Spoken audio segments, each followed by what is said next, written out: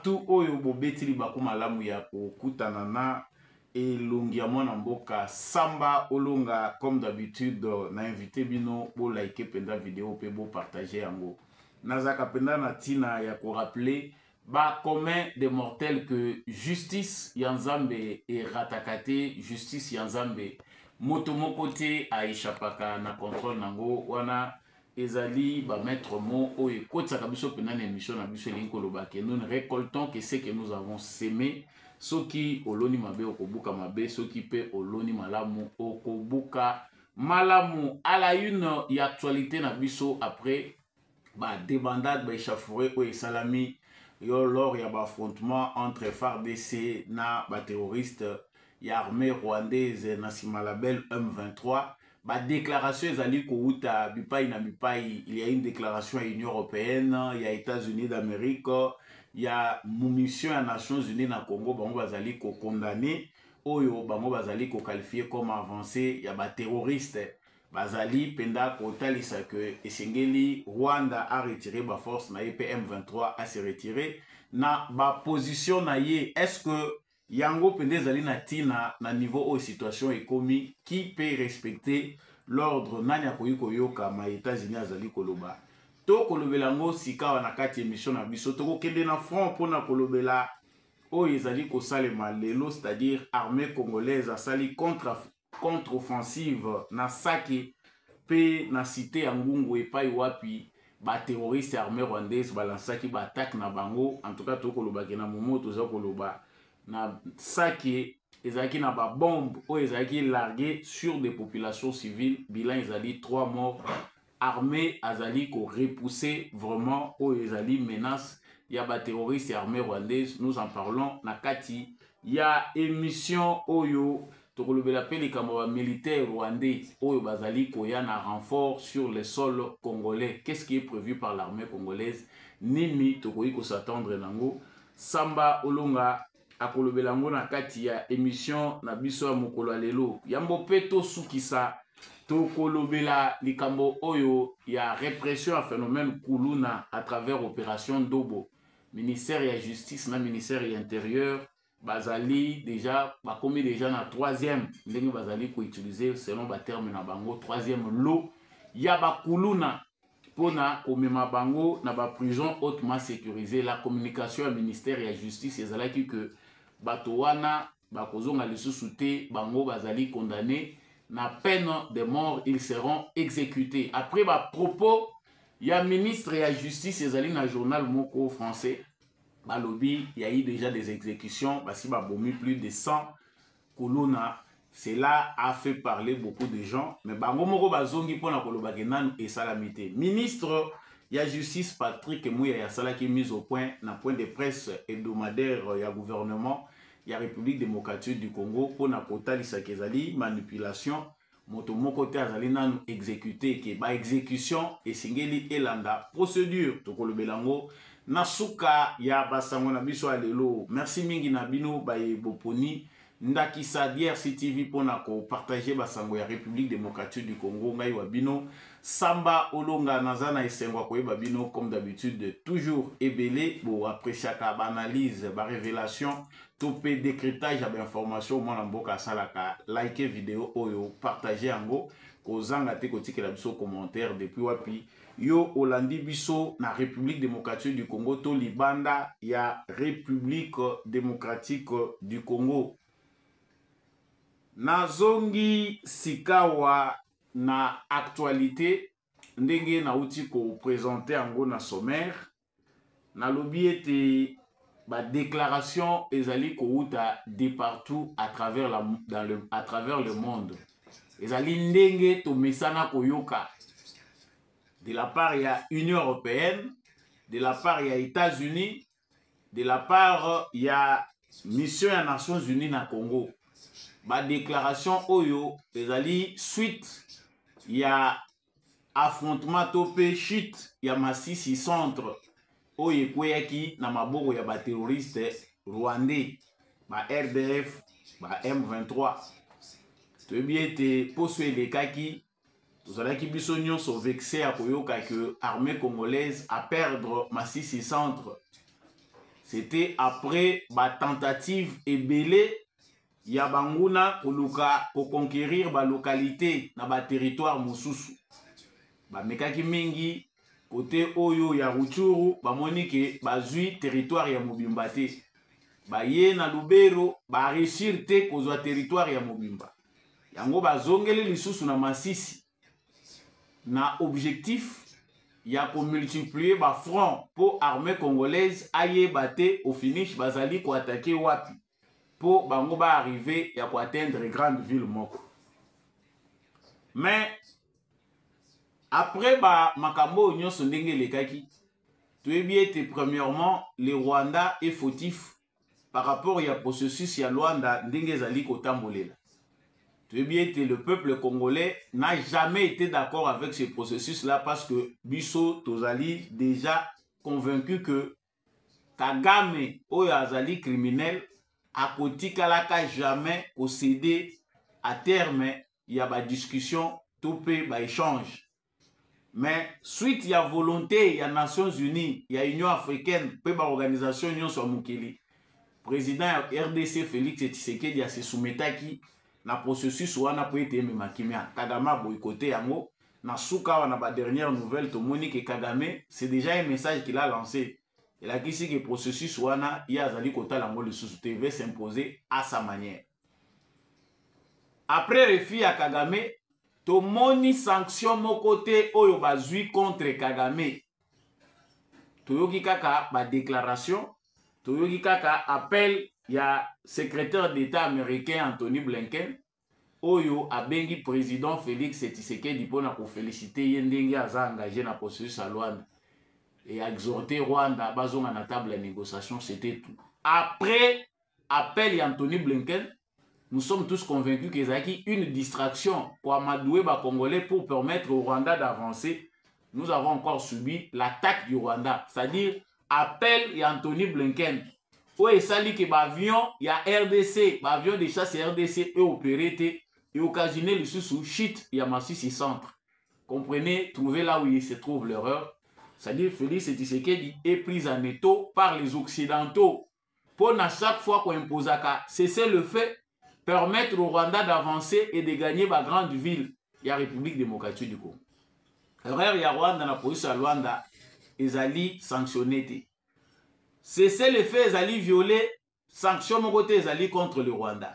Mais maintenant, ici, ils allaient koyoka que Union européenne, États-Unis d'Amérique, mission des Nations Unies na Congo, bazali ko multiplier ba déclaration pour na koloba que bazali ko senga retrait ya ba troupes rwandaises sur le territoire congolais, bazali ko yebisa M23 zonga na ba position na ye. Chers Congolais, évidence biso nyonso toza nango déjà, nous savons que ce sont des mensonges.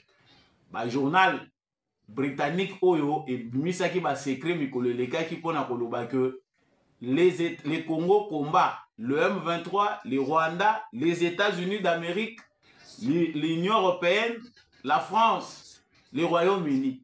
Pour ne citer que ces pays-là, Congo a zobunda contre ba pays wana nyonso. C'est-à-dire muto a sosola kité de quoi il s'agit na combat oyo. Tozali ko benga combat contre les Rwanda ou le M23. Il s'agit d'une guerre internationale. Oyo ba protagoniste ba mususu baza dans l'ombre.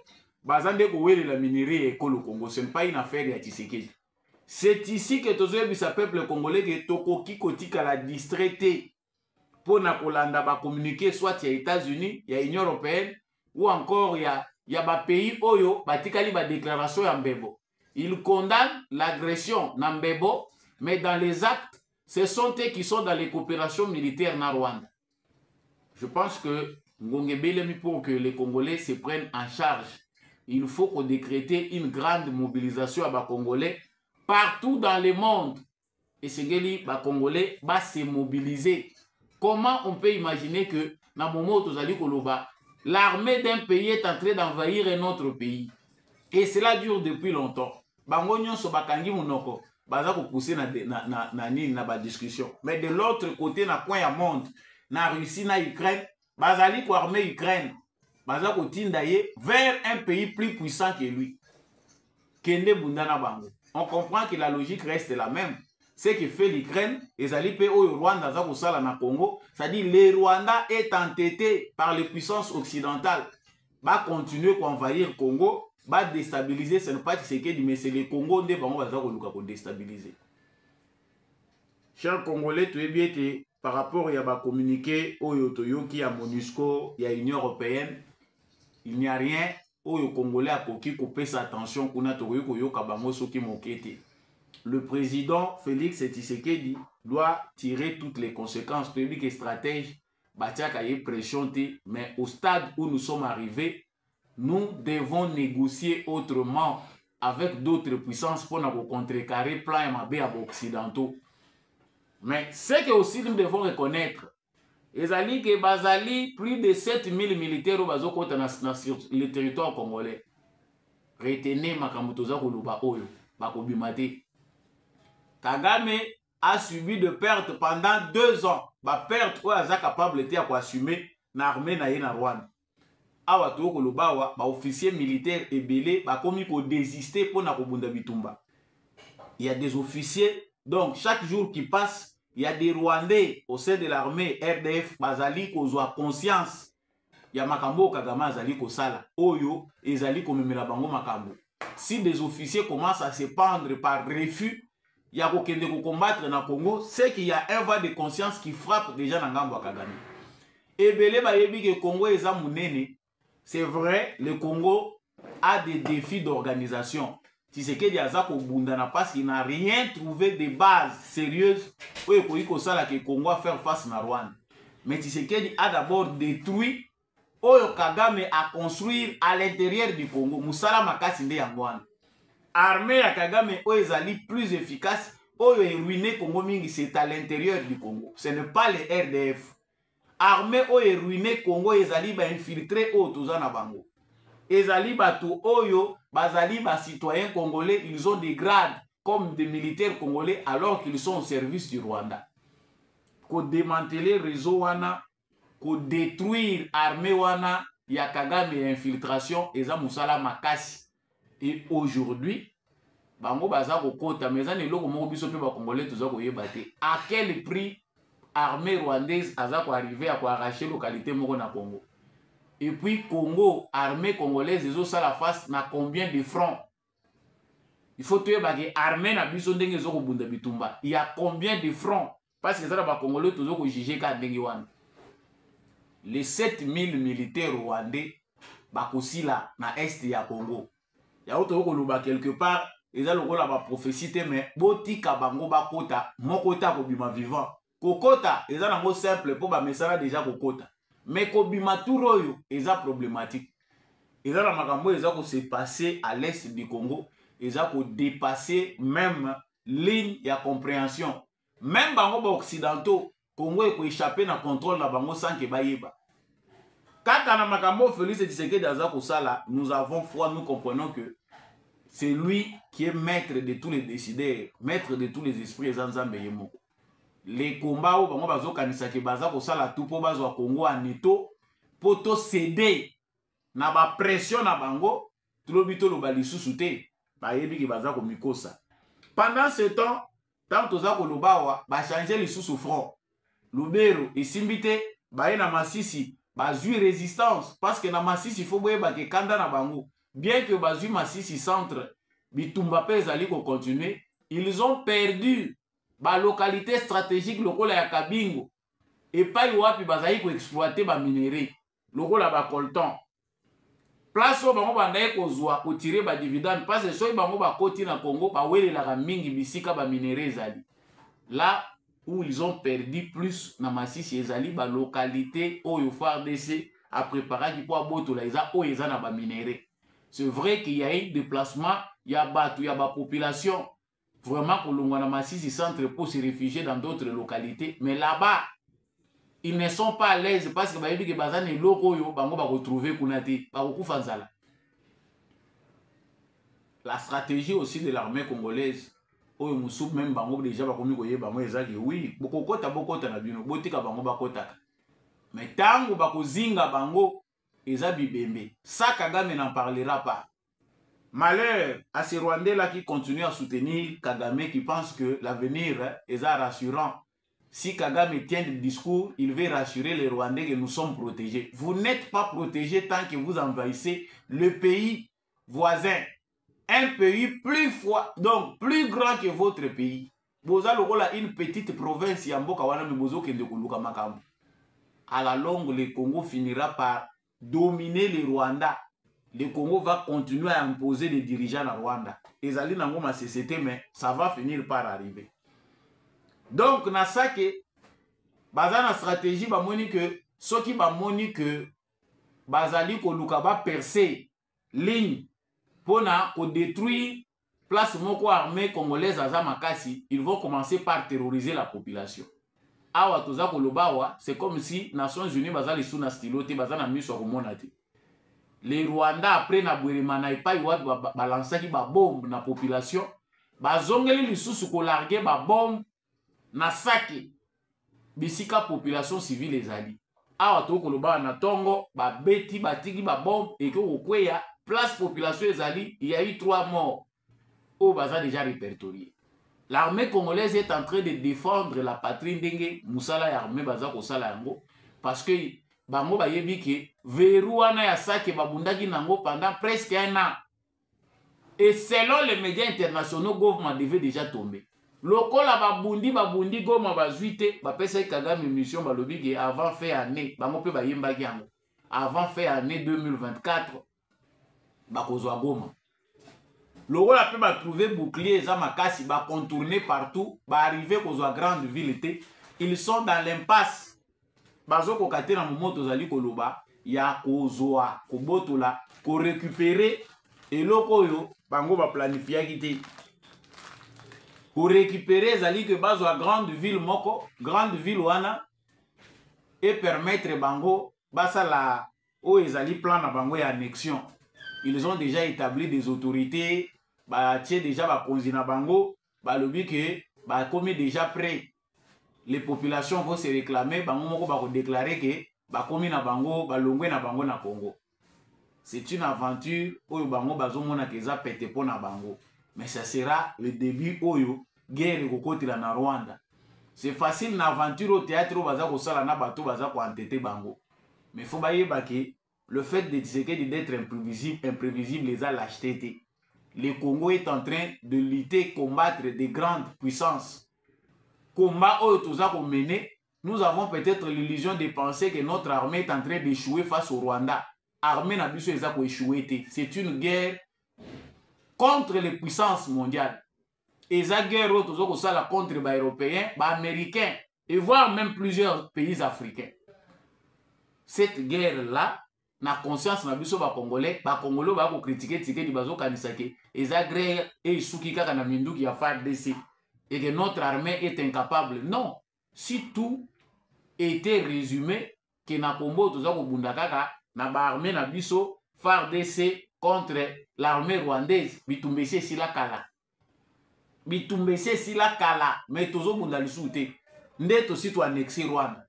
Mais il s'agit ici d'une aventure planifiée par les Américains et les Européens.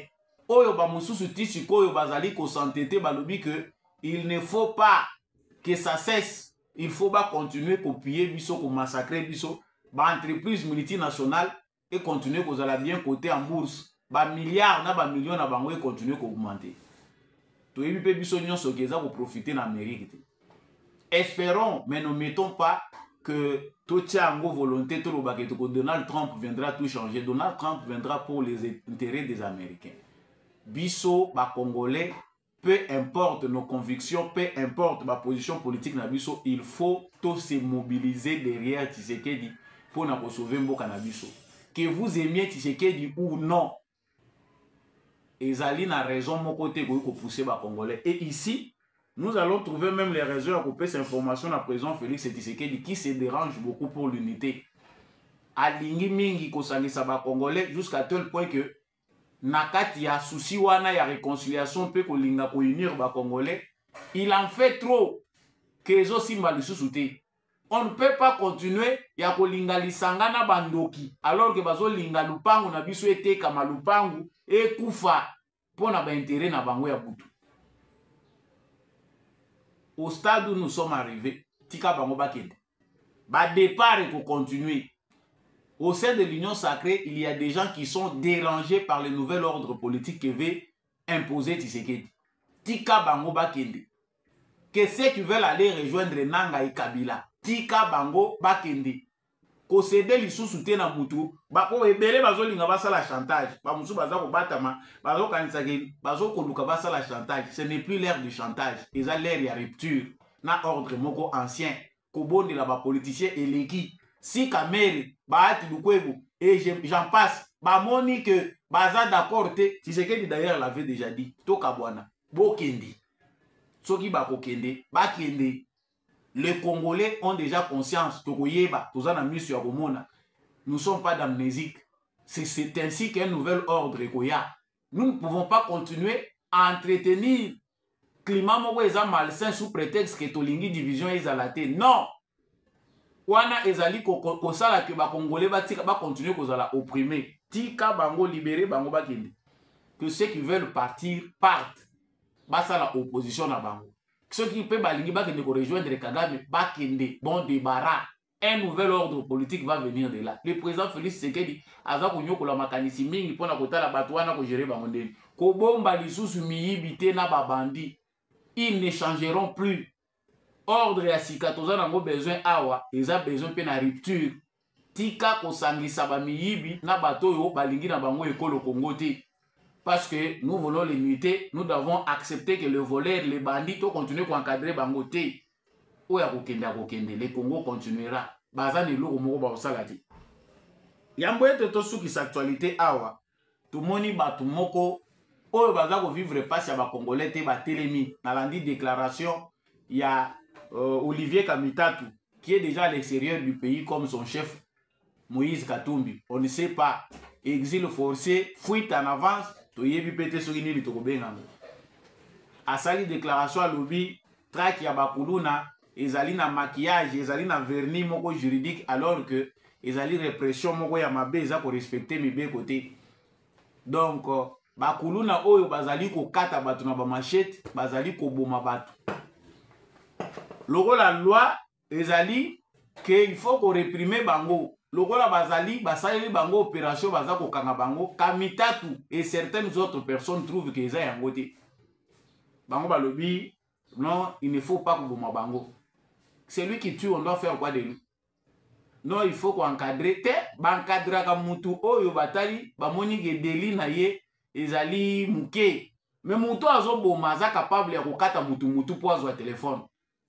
Vous venez intervenir pour l'obité, un média français ou européen va publier l'État congolais a déjà tué plus de 100 jeunes en opération Koulouna, déjà babomi bango, exécution de G. Salemaki. Et après, ils viennent contredire balobi, non, exécution et Salemaki. Il s'agit là d'une information to vérifier balobi, exécution mon côté na mais Salemaki. Voilà comment nous sommes combattus, même à l'extérieur du pays. Donc, et l'Union s'auto changer na Congo, il faut battre Libanda, baya pour intervenir, il faut mindele bakota.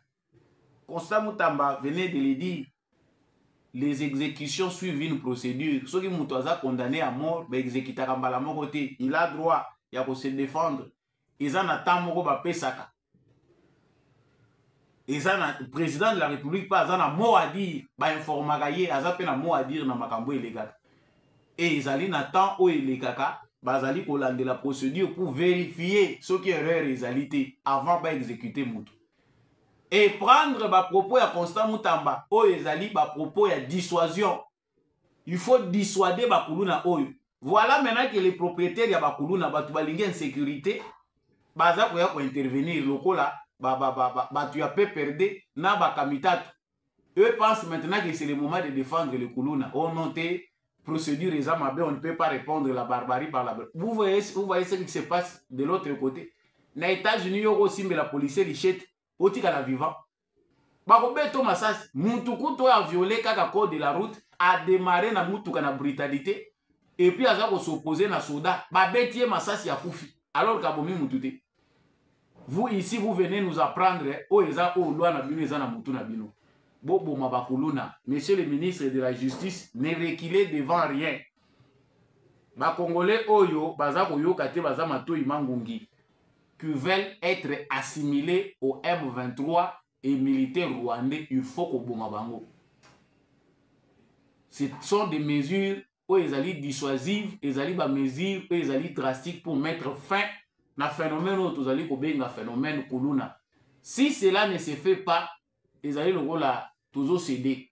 Bat musu bazo vivre na Kinshasa te bazo komona. Est-ce que bana ya Kamitatu basi ba ataka bango to moi si ya Kamitatu. Ceux qui interviennent là, vous avez déjà vécu dans les quartiers populaires bomoni makambo kuluna bazo ça. De l'autre côté, il y a des mesures qui réussissent. Ba kuluna oyo bazali qualifiés, bazali bamoni que ceux-ci peuvent être encadrés ba kinela kanya makasi bazo kokende. Mais bao baza plus dangereux. Bazali na ba crime na kati na nina bango ba plaignant bazali basabisi bango bamoni ke oyo babomelanga ndeko nanga oyo abomelanga kingani oyo abomande ko na ye si on bakateli bango yozo ya ko intervenir pour juger na États-Unis droit de l'homme ezala raté. Nous devons comprendre, chers Congolais, que l'ère est à la rupture avec un ordre ancien et rupture et ça le maraté sans douleur. Ba oyo balingi nouvel ordre politique. Bao balingi changement ya constitution, ils ont le droit de s'opposer dans les conditions ou dans les mesures où ils allaient prescrites dans la démocratie. Montonyon soit au côté Zamba sous prétexte que il y a eu une initiative, il y a changement de la constitution, sous prétexte que gouvernance y a Tshisekedi déjà que c'est un criminel. Les Congolais ne peuvent pas regarder Moutouandeng Wana deux fois. Baza Batoyo, Bazali digne d'être condamné à mort. Émission Yamokola Lelo et Komina Souka. Samba Olonga, comme d'habitude, Ndem Tazalaki, na micro Oyo. Pouete, Bino, Bozo Basango. Ceux qui apprécient qui, analyse, révélation, décryptage et information, likez vidéo Oyo, partagez en gros, Kobo Sanate, ko s'abonner n'étant na biso pe kotika commentaire. Merci na bandeko nyonso bolandi biso uta Congo Mobimba. Merci na bandeko nyonso bolandi biso depuis Europe, Afrique, Asie, Amérique. Au link au benga mwana mboka Samba Olonga, le numéro comme d'habitude les alliés plus 243 82 349 65 26. Wazalendo na motema, FARDC na motema. Tokutani prochainement na émission Moussous.